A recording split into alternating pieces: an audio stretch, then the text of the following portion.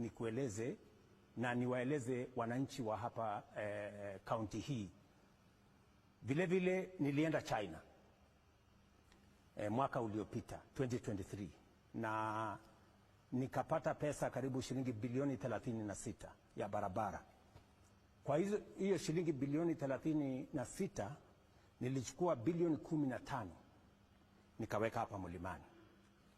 Hapa Nyeri hapa nimeweka barabara ya kutoka Ishamara kwenda Rutune mpaka kwa river pale, hiyo kilomita karibu 45 inaunganisha Mukurweini na Tetu.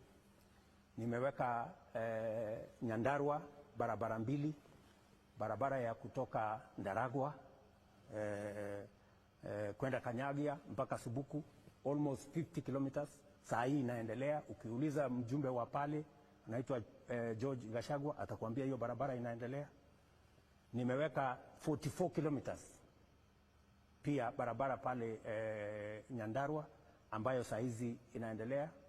Tumeweka kilomita 90 kilometers barabara za Kiambu between Kabete, Kiambaa and Kiambu zinaendelea as I talk to you.